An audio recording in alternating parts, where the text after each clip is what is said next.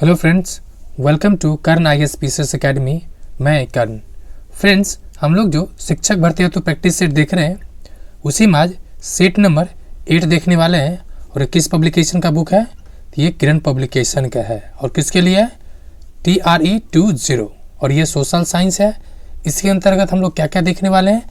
तो पॉलिटी देखने वाले हैं, हिस्ट्री, इकोनॉमिक्स एंड ज्योग्राफी। तो चलिए हम लोग देखते हैं। 8 नंबर सेट है। इससे पहले 1 to 7 सेट अपलोड किया जा चुका है। सामाजिक विज्ञान जो फर्स्ट सेक्शन है वो इतिहास को कवर कर रहा है।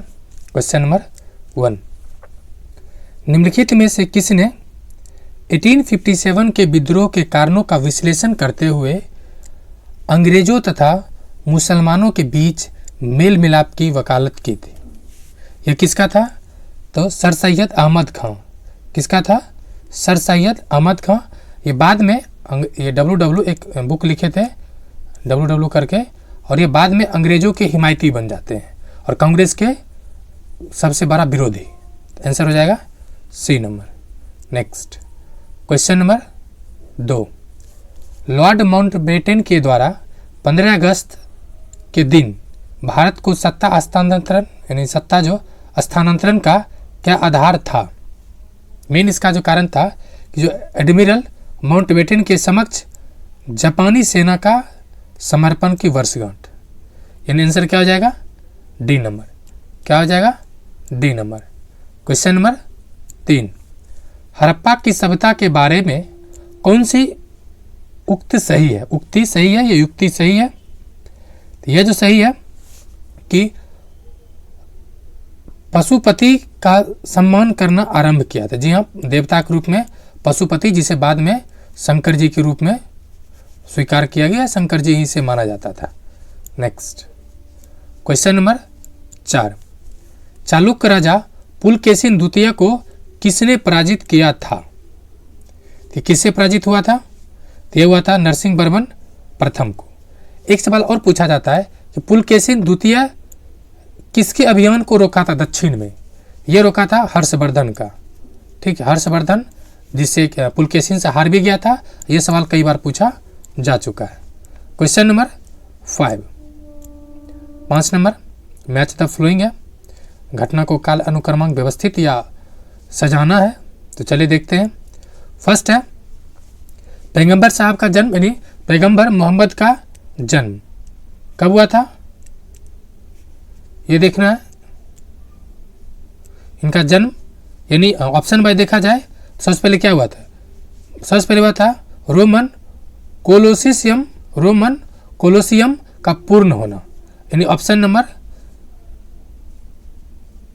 ऑप्शन C हो जाएगा 1 नंबर पे। उसके अलावा भारत में गुप्त राजवंश का स्थापना, ये 320 BC के आसपास है, BC AD का है। उसके बाद है एक हो जाएगा पैगंबर साहब का जन्म। उसके बाद हो जाएगा पीटर महान रूस का जार बना। यानी आंसर ऑप्शन के बाद देखा जाए तो ऑप्शन हो जाएगा आपको 1 नंबर। नेक्स्ट क्वेश्चन नंबर 6, 1911 ईस्वी में किस वायसरॉय ने दिल्ली को भारत की राजधानी बनाया था? ये किसने बनाया था? Lord Hardinge. और जब कलकत्ता से दिल्ली जब राजधानी का स्थानांतरण या ट्रांसफर हो रहा था तो चांदनी चौक, जी हाँ, जो दिल्ली का चांदनी चौक फेमस है, वहीं पे लॉर्ड हार्डिंग पे बम फेंका गया था। क्या फेंका गया था? तो बम फेंका गया था। नेक्स्ट क्वेश्चन नंबर 7, एक बात फ्रेंड्स, जो मैं एडिशनल फैक्ट्स बोलता हूँ वो कहीं ना कहीं एग्जाम में पूछा गया है। ठीक है, वो भी किस एग्जाम में? तो मेनली होगा PCS एंड UPSC, क्योंकि यही दोनों एग्जाम का मैं प्रीवियस ईयर देखा हूँ। तो जो भी एग्जाम होगा मेनली इसी का पूछा गया होगा मेनली, बाकी तो कहीं हो सकता है। 7 नंबर, बाबा ठाकुर दास ने पटना में किस सोसाइटी की स्थापना किया था? तो ये इनका संबंध था मिशन रामकृष्ण सोसाइटीज थे। और इसके एस्टैब्लिशमेंट किसने किया था? तो स्वामी विवेकानंद जी ने। कब? 1896 में। नेक्स्ट क्वेश्चन नंबर 8, मुगल जागीर तकनीकी रूप से निम्नलिखित में से क्या थी? यानी जागीर पद क्या था? तो ये जो जागीर था वो भू राजस्व अधिकारी का मेनली भू राजस्व अधिकारी था का जो समुपदेशन करता था। Option C number. Next question number 9, Samugarh का युद्ध कब लड़ा गया था? यह युद्ध लड़ा गया था 1658 में। कब? 1658 में। ये मुगल वंश के स्थापना से मतलब कि सत्ता के स्थानांतरण से संबंधित था।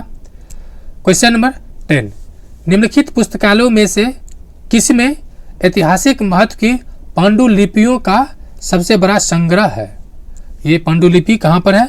तो मेनली जो है Khudabakhsh oriental library, public library जो कि पटना में है, और इससे कुछ दिन पहले स्थानांतरण या बदलने की बातें भी चल रही थी जो करंट में संबंधित है। ये आपको पटना जो मतलब पटना कॉलेज है, पटना यूनिवर्सिटी है, वहाँ पे है, या पीएमसीएस के पास कह सकते हैं। क्वेश्चन नंबर 11, द्वितीय विश्व युद्ध के युद्ध अपराधियों का विचारण निम्नलिखित में से किस स्थान पर हुआ था? यह था मेनली न्यूरेमबर्ग में। पीटर्सबर्ग किससे फेमस था? तो पीटर्सबर्ग गांधी जी से रिलेटेड था। क्वेश्चन नंबर 12 कह रहा है कि महापाषाण संस्कृति जो कि 500 से ईसा पूर्व से 100 ईसा पूर्व में हमें दक्षिण भारत के उप ऐतिहासिक युग से परिचित कराती है, जब महापाषाण काल में उपयोग में लाए जाते थे जो वस्तुएं थे, जो चीज़ें था, जो अवशेष मिला है, वो अवशेष मिला है मेनली कि बड़े पत्थरों से घिरी हुई समाधियाँ। जी हाँ, और एक चीज़ आपने सुनता होगा अभी भी कि उत्तर से दक्षिण की ओर जो कब मतलब मुर्दा को यानी जो शव को दफनाया जाता है, ये कॉन्सेप्ट कहाँ से आया है? ये कॉन्सेप्ट यहीं से आया है, पाषाण काल से ही। क्वेश्चन नंबर 13, अशोक के अधीन मौर्य राजतंत्र का सबसे सही वर्णन निम्नलिखित में से कौन सा होगा? ये हो जाएगा प्रबुद्ध स्वेच्छाचारी शासन। जी हाँ, आज भी अशोक के शासन काल में जैसे कि जो जन्म का रजिस्ट्रेशन जो होता है वो चल रहा है। उसके अलावा कि जो नगर निगम में जो स्वच्छता अभियान है, ये कहीं के अशोक शासन काल से ही है चलते आ रही है। क्वेश्चन नंबर 14, निम्नयोक्त वस्तु शिल्प के चमत्कारों में से किसका निर्माण ईसा की 12वीं शताब्दी में नहीं हुआ था? मेनली जो इसका नहीं हुआ था, कोणार्क का सूर्य मंदिर ये नहीं था, बाकी खजुराहो का मंदिर, ओंकारवाट का, नेत्रेदेम द पेरिस, ये सब आंसर हो जाएगा आपको 1 नंबर। फ्रेंड्स, एक कोई क्वेश्चन अगर आंसर पे डाउट लगे, ठीक है, हो सकता है डाउट मान भैया भूल गया आंसर, हो सकता है बहुत सारा बुक में मिस प्रिंटिंग रहता है, तो आप question number with exact answer ताकि कमेंट उसे पिन किया जा सके और सभी मित्रों को उसकी सही जानकारी मिल सके। क्वेश्चन नंबर 15, पानीपत में मराठे पराजित हुए क्योंकि? उसका कारण क्या था? उसका कारण था कि मराठा शक्ति में अफगानों के बराबर नहीं था। एक तो ये कारण था, दूसरा जो मराठा जो सेनापति था तो वो उस मतलब मराठा सैनिक का ज़्यादा क्षति हो गया था, ये भी कारण माना जा सकता है। क्वेश्चन नंबर 16, भारत में स्वतंत्रता संग्राम के दौरान निम्नलिखित में से किसने प्रथम अखिल भारतीय हड़ताल का नेतृत्व किया था? ये किसने किया था? दौरान किसने नेतृत्व किया था? तो नेतृत्व किसने किया था? तो रॉलेट एक्ट के खिलाफ में विरोध, ये था मेनली कह सकते हैं ऑप्शन बी नंबर। हालांकि किसने किया था ये तो रॉलेट एक्ट के संबंधित होगा, लेकिन ये कह सकते हो option number B. Question number 17, किस गवर्नर जनरल के काल में पंजाब को ब्रिटिश साम्राज्य में मिलाया गया था? ये मैंने प्रीवियस ईयर जो सेट जो अभी जस्ट पिछले सेट जो कराया था उसमें डिटेल बताया था मैंने आपको इसके बारे में। ये किसने किया था? तो लॉर्ड डलहौजी। इसके शासनकाल कब से कब तक है? तो 1848 से 1856 तक, ये आपको ध्यान रखना है। अवध को भी मिला लिया था 1856 में कुप्रशासन का आरोप लगाकर। नेक्स्ट क्वेश्चन नंबर 18, 1857 के विद्रोह का प्रशासनिक परिणाम शक्ति का अंतरण था। क्या था? तो ईस्ट इंडिया कंपनी से ब्रिटिश साम्राज्य को। जी हाँ, इससे पहले कंपनी अभी तक क्या कर रहा था? शासन चला रहा था, लेकिन इसके बाद कर दिया गया कि शासन जो है वो संसद चलाएगा, ब्रिटेन का पार्लियामेंट चलाएगा और ईस्ट इंडिया कंपनी जो ब्रिटिश इंडियन कंपनी था या ईस्ट इंडियन कंपनी वो केवल व्यापार करेगा। Question number 19, Saint Francis Xavier के पार्थिव अवशेष निम्नलिखित में से किस स्थान पर रखे हैं? यह मेनली है कि option number C, Basilica of Bom Jesus, Velha, Goa में। ऑप्शन नंबर सी हो जाएगा। क्वेश्चन नंबर 20, अशोक के प्रशासनिक नीति में भारी परिवर्तन किस घटना से आया? तो मेनली कलिंग का युद्ध है जो अशोक के हृदय परिवर्तन होता है और उसके बाद से ये युद्ध नीति त्याग को, धम्म नीति को क्या करता है? प्रोत्साहित करता है, अर्थात शासन प्रशासन इस पे। क्वेश्चन नंबर 21 कह रहा है, स्वामी सहजानंद सरस्वती ने एक पत्रिका का प्रकाशन किया जिसका नाम था हुंकार था। ये 65 बीपीएससी में पूछा गया था। ऑप्शन नंबर बी हो जाएगा। नेक्स्ट क्वेश्चन नंबर 22, घटना को सुमेलित कीजिए, कौन कौन सी घटना है।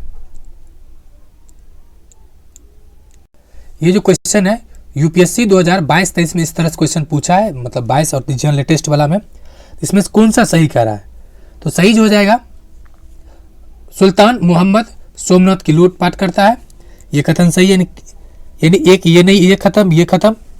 दूसरा है तो तीसरा देख लेते हैं, मोहम्मद बिन तुगलक चंगेज खान की चढ़ाई किया था, ये नहीं है। तो आंसर क्या हो जाएगा? केवल सी नंबर। ये यूपीएससी में पूछा गया क्वेश्चन है, तो आप समझ सकते हैं क्वेश्चन के लेवल। क्वेश्चन नंबर 23, नेताजी सुभाष चंद्र बोस ने किस वर्ष आईसीएस इंडियन सिविल सर्विस की परीक्षा पास किया या उत्तीर्ण किए थे? यह ईयर था 1920 में। कब किए थे? 1920 में। Option B number. Next question number 24, Varahamihira का पंच सिद्धांतम किससे संबंधित है? तो इसका संबंध मेनली है खगोल विज्ञान से। ऑप्शन बी हो जाएगा। Option B. क्वेश्चन नंबर 25 कह रहा है कि शाहजहां का प्रसिद्ध तख्त ताऊ 1739 में कौन ले गया था? तो जो किसका आक्रमण हुआ था? अगर आपको याद हो तो आंसर आ जाएगा कि नादिर शाह आक्रमण करता है और ये लेके चला जाता है। कहाँ जाता है? तो फारसी आक्रमणकारी नादिर शाह इसे लेके चला जाता है।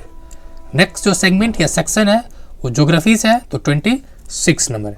लेथराइट मिट्टी उस क्षेत्र में पाई जाती है जहाँ या जिसमें उच्च तापमान और भारी वर्षा होता है। ये क्षेत्र कहाँ मिलेगा आपको? इक्वेटर के पास। जी हाँ, इक्वेटर के पास भारी वर्षा और भारी टेम्परेचर होता है। इससे होता क्या है कि बारिश बहुत ज़्यादा हुआ तो जो मिट्टी है वो घिस के, मतलब सॉरी, मिट्टी ऊपर का लेयर है वो धंस जाता है और जो बच जाता है वो लेटराइट पार्ट हो जाता है। तो ऑप्शन हो जाएगा आपको B number, high temperature and high rainfall. 27, Sardar Sarovar बांध निम्नलिखित में से किस नदी पर है? इसको लेके मेधा पाटेकर जो एक आंदोलन भी चलाई थी, अगर आपको याद हो तो आपको आंसर मिल गया होगा। आंसर क्या हो जाएगा आपको? आंसर हो जाएगा नर्मदा नदी। कौन है? नर्मदा नदी। ऑप्शन 1। 28 नंबर, तटवर्ती आंध्र प्रदेश तथा उड़ीसा को निम्नलिखित में से किस कारण से प्रायः प्राकृतिक विपत्तियों का सामना करना पड़ता है? उड़ीसा में ये किसके कारण मिली?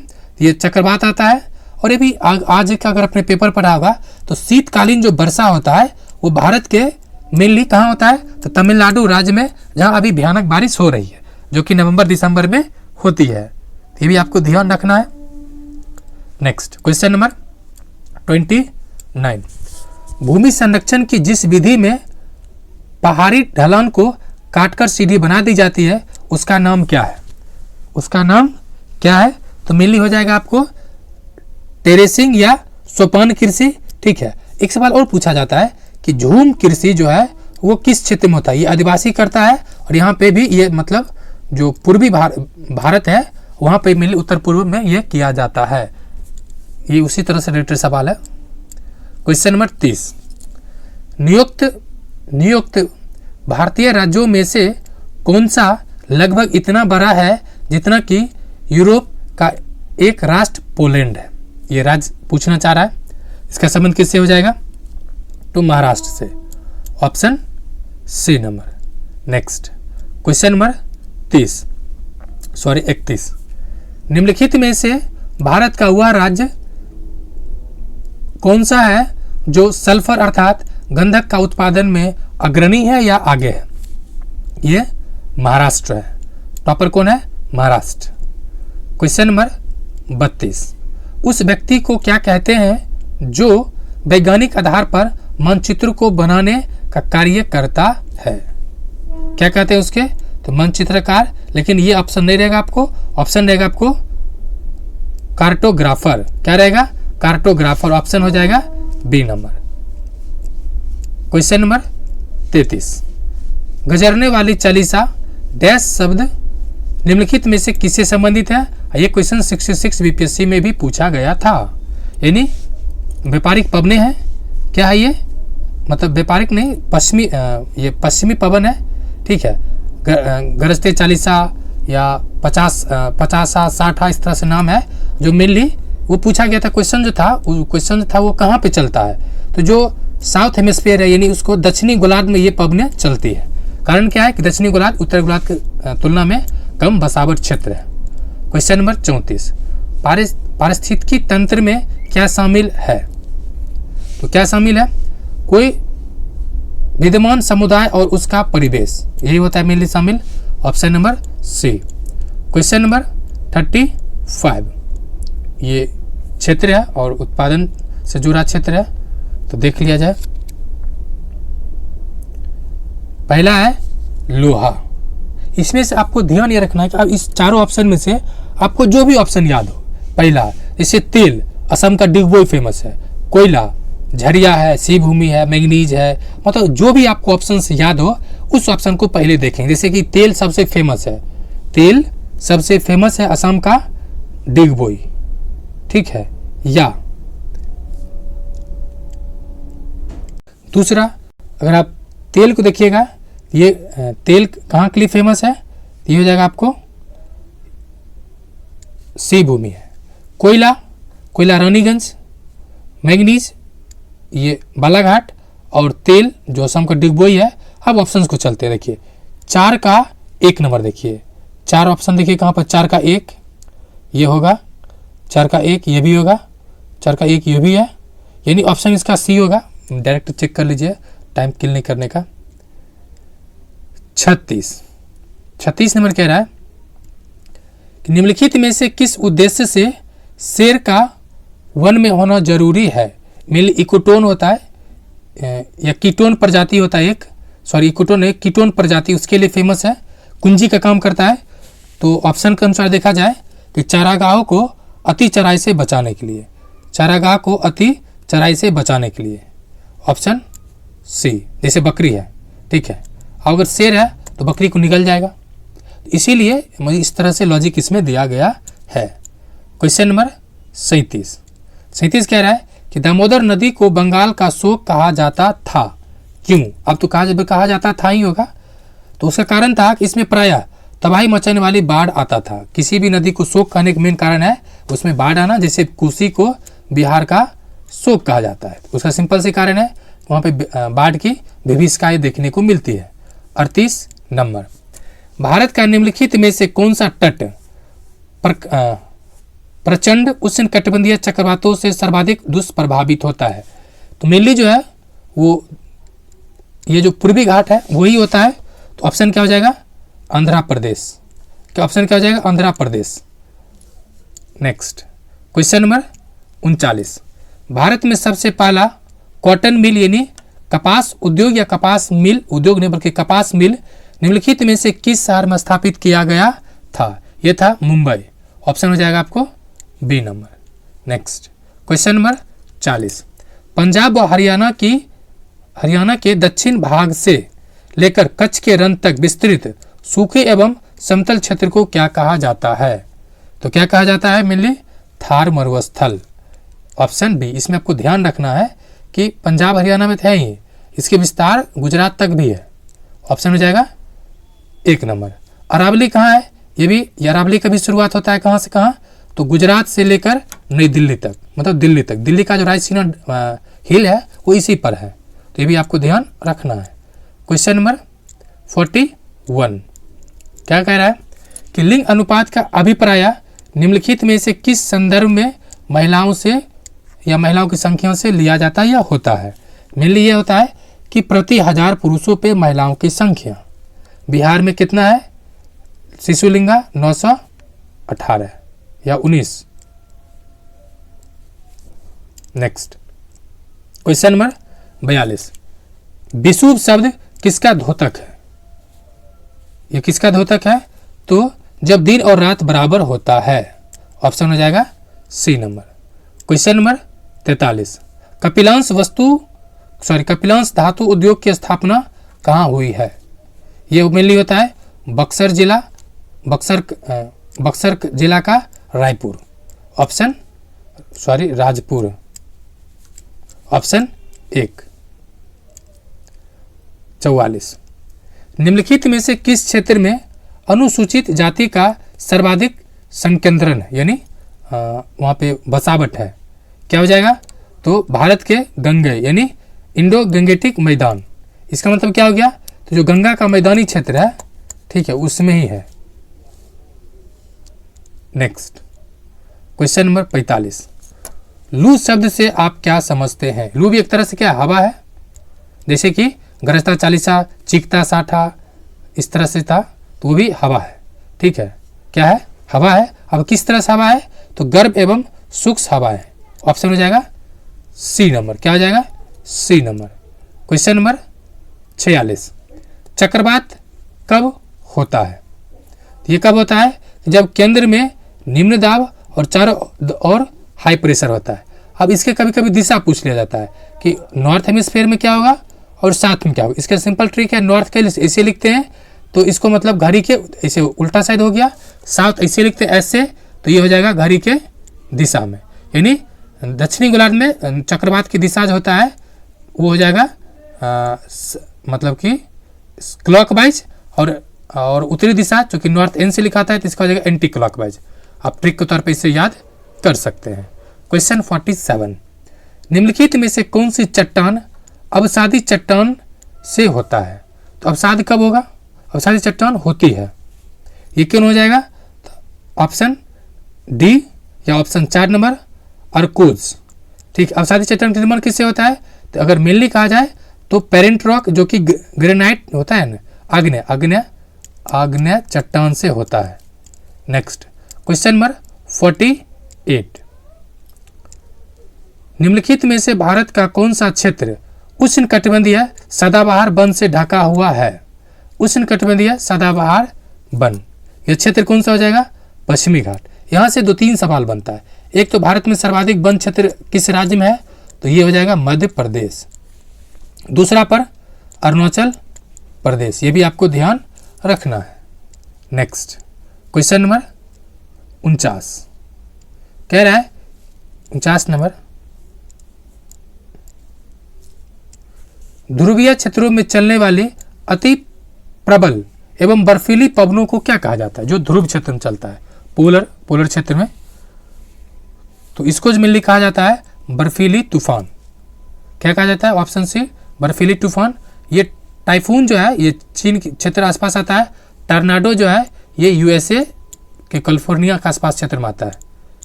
नेक्स्ट 50। निम्नलिखित में से वह नदी कौन सी है जो एक भ्रंश घाटी यानी रिफ्ट वैली से होकर बहती है। रिफ्ट वैली मतलब जिसके दोनों साइड, जैसे कि मान लीजिए ये क्या है, जैसे कि ये इंडिया है, इसे नहीं थोड़ा सा अच्छा से ये ठीक है। तो ये जो क्षेत्र है ना, ये जो दो नदियों दो पर्वतों के बीच जो बहते हैं उसको रिफ्ट वैली कहते हैं। सिंपल तौर पे समझा जाए तो यहाँ पर कौन सा हो जाएगा नर्मदा नदी यहाँ बहती है, ये हो जाएगा ऑप्शन नंबर बी। 50 हो गया। अब ये इकोनॉमिक सेक्शन है तो इसको देख लेते हैं 51 से। पहला है बजटीय घाटे का अनुमान लगाने में भारत में सरकारी दृष्टिकोण के अनुसार निम्नलिखित में से किसको निकाला जाता है। तो मिली निकाला किसको जाता है तो ऑर्थोपाई अग्रिम के रूप में रिजर्व बैंक के उधार का। ठीक है। क्वेश्चन नंबर 52 इसकी इतना टफ पूछेगा इसकी संभावना बहुत कम है, इसलिए बने तो ठीक, नहीं बने तो चिंता मुक्त होके रहना है।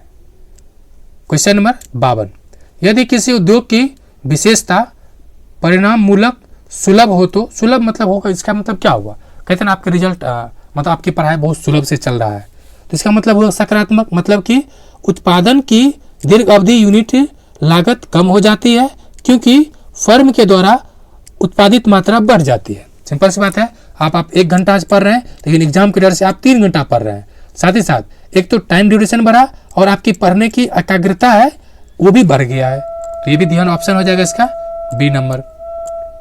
क्वेश्चन नंबर 53, निम्नलिखित में से उन करों या शुल्कों को ज्ञात कीजिए जिनकी प्राप्ति को राज्य के साथ बांटने की जरूरत नहीं होती है।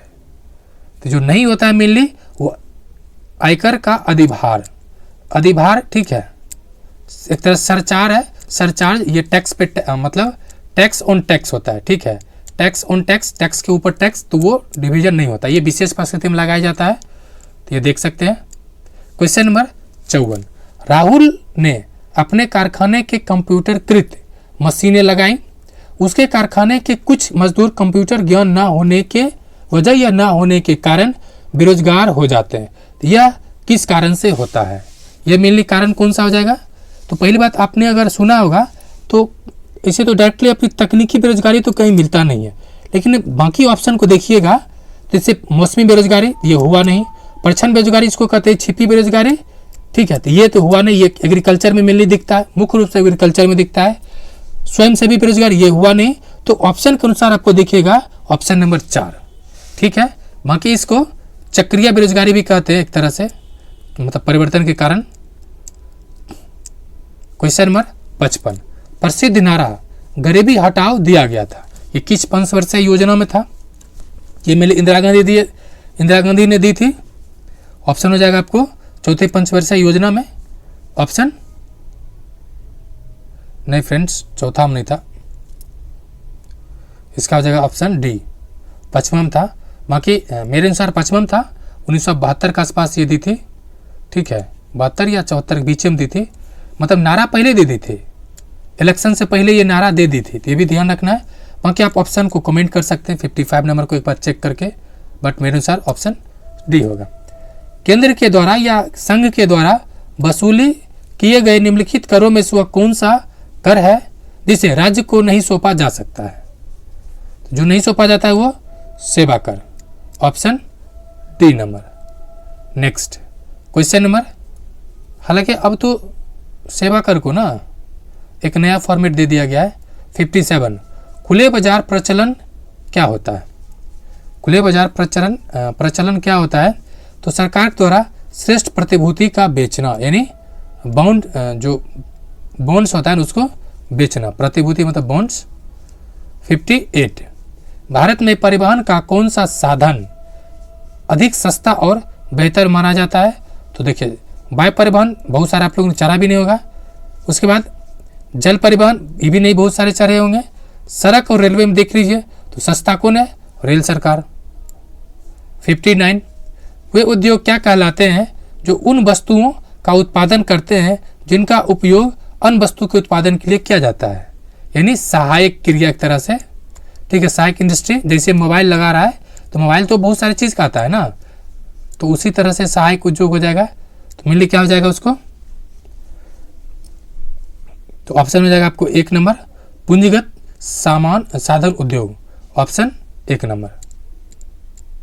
क्वेश्चन नंबर 60, समानांतर अर्थव्यवस्था या काला धन से निम्नलिखित में से क्या प्रभाव पड़ता है, एक तरह से मतलब इन्फ्लेशन कह सकते हैं, इन्फ्लेशन बढ़ा सकता है, उसके अलावा लिक्विडिटी मार्केट का एक तरह से वही कह सकते हैं। तो बाकी ऑप्शन के अनुसार देखा जाए तो मौद्रिक नीति को कम प्रभावी बना सकता है, जी हाँ, जो मॉनेटरी पॉलिसी है उसको ये गलत तरीके से पेश कर सकता है, यानी उसको प्रभावित कर सकता है, ऑप्शन बी नंबर। काला धन मतलब क्या हुआ, आपके दिमाग में कभी आया होगा काला धन मतलब क्या हुआ, तो काला धन मतलब वैसा रुपया जिसपे जो सरकार के नज़र में ना हो, नज़र में क्यों नहीं है भाई, इस पे सरकार मतलब टैक्स नहीं है, क्योंकि टैक्स नहीं दे रहा है तो नज़र में नहीं है, ऑप्शन क्वेश्चन नंबर 61 और ये राजनीतिक शास्त्र या पॉलिटिकल साइंस से रिलेटेड है।